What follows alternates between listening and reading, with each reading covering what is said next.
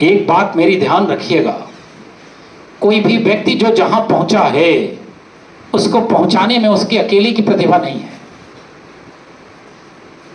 एक दिन रात में यशोदा तो रोया ही करती थी, नंद बाबा तेजी से रो रहे थे, तेज तेज से रो रहे थे। जब पत्नी ने पति को रोते देखा तो उसने अपने आंसू पोंछ लिए और वो ज्यादा चिंतित हो गई। जो कभी नहीं रोते अगर वो रोने लगे तो डर जाता है आदमी कि ये क्यों रो रहे हैं। तो उसने पूछा कि क्यों रो रहे हैं। तब तक कृष्ण जा चुके थे। कृष्ण की याद आ रही है क्या? तो बोले कृष्ण की क्यों याद आएगी, वो तो हमारे छोटे से घर में रहता था, अब तो वो बड़े महल में रह रहा है, राजा बन गया है, उसकी याद मुझे क्यों आएगी। तो बोले फिर किसकी याद आ रही है? तो बोले आप भूल गए, आप के कृष्ण को कान्हा बनाने के लिए, द्वारिकाधीश बनाने के लिए आपकी एक पुत्री ने अपना बलिदान दिया है। आप सबको पता है क्या? यशोदा की पुत्री वहां गई थी और उसको कंस ने मारा था, माया नाम था उसका। तो बोले कृष्ण आज यदि कान्हा बने हैं, कृष्ण आज यदि द्वारिकाधीश बने हैं, कृष्ण आज यदि तारणहार हैं, कृष्ण आज यदि अर्जुन के सारथी बने हैं, तो उसके पीछे यशोदा की उस माया रूपी बिटिया का बलिदान शामिल है। कोई व्यक्ति जहां पहुंचता है उसे पहुंचाने में बहुत सारे लोगों के सपने गिरवी होते हैं।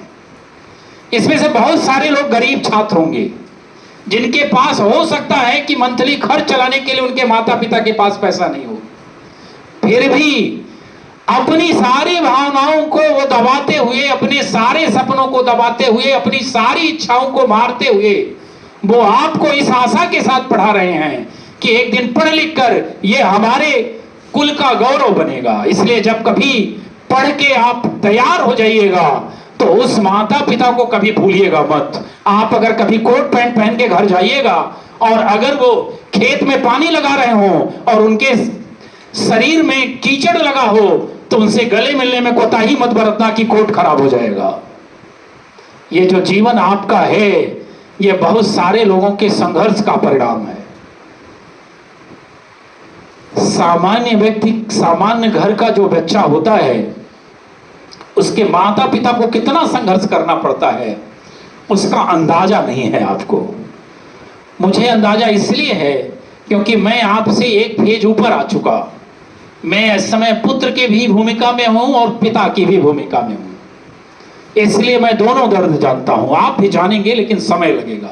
इसलिए कभी भी आप अपने आवेश में आकर और कभी भी अपने गुस्से में आकर, अपनी भावनाओं में नियंत्रण खोकर उन माता पिता और बड़े भाई बहन के साथ कभी अभद्रता मत करना। आपको लगता है कि आप, दरअसल एक आजकल की जनरेशन में एक भाव पैदा हो जाता है, जैसे ही वो टॉप करता है या अच्छे नंबर ला लेता है तो उसे लगता है कि मैंने किसी के ऊपर एहसान कर दिया है, और वो फिर घर में बाकी सब लोगों के साथ ऐसे कड़क से बात करता है अकड़ के कि उसको देखते बनता है। और इंजीनियरिंग में ये गुण बहुत ज्यादा है। बिल्कुल नहीं ऐसा करना। वो आपका एक पहलू है अच्छा नंबर लाना, सब पहलू नहीं है। अभी जीवन के बहुत सारे फेज सीखने बाकी हैं। अभी तो जीवन में बहुत सारे चैलेंजेस आएंगे और बहुत सारे टॉप करने वाले फेल हो जाएंगे, फेल करने वाले टॉप में पहुंच जाएंगे। इसलिए पढ़ाई, एक समय कहा जाता था विद्या ददाति विनयम, अब है विद्या ददाति अहंकारम। विनय नहीं दे रही, अहंकार दे रही है। हम सब अहंकार से भर जाते हैं कि हमने भी कर लिया है, हमने एमटेक कर लिया है, हमारा 10 लाख का पैकेज हो गया है, तो अब हमें किसी के सामने झुकने की जरूरत नहीं है। ऐसा है ना? इन सबसे दूर रहना है। हमारा काम सही समय पे आपको मुख्य बिंदुओं से परिचय कराना है, जो मेरे ख्याल से इस इंडक्शन प्रोग्राम में आने से पहले कभी इस तरह के टॉपिकों पे चर्चा हुई क्या? हुई नहीं। उसी का परिणाम यह है। मैं ये नहीं कह रहा कि आप सब लोग जितनी बातें यहां हो रही हैं उसको सबको अडॉप्ट कर लोगे, लेकिन मेरा यह दावा है कि 10% 20% लोग तो जब कभी भी ऐसा करोगे तो मन के किसी कोने में आएगा। मेरा एक लेक्चर पड़ा हुआ यूट्यूब में, यदि राम आराध्य तो पारिवारिक बिखराव क्यों। उसके बाद मेरे पास 10 मैसेज आए कि सर हमारा पारिवारिक विवाद सुलझ गया। इसको देखने के बाद देखा बहुत सारे लोगों ने, पर 10 आए। तो अगर मैंने 10 तक अपनी बात पहुंचा ली तो मेरा काम सार्थक हो गया। और हो सकता है कि आप 10 अगले 10 तक पहुंचा दें। चैन ऐसे ही बनती है जैसे ही बुराई की चैन बनती है।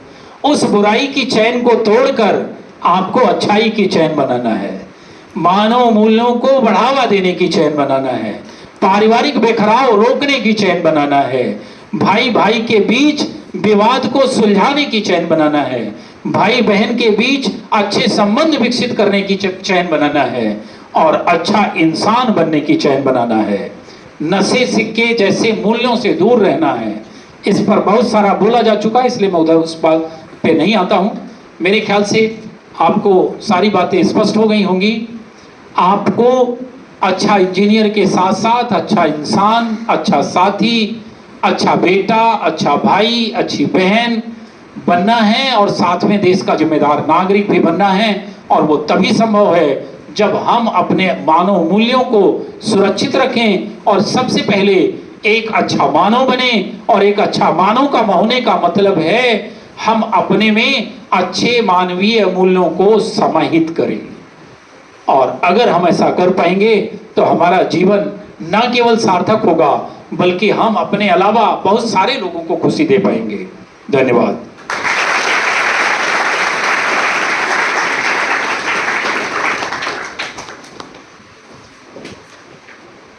Thank you so much, sir, for your inspiring words. Once again, put your hands together for sir.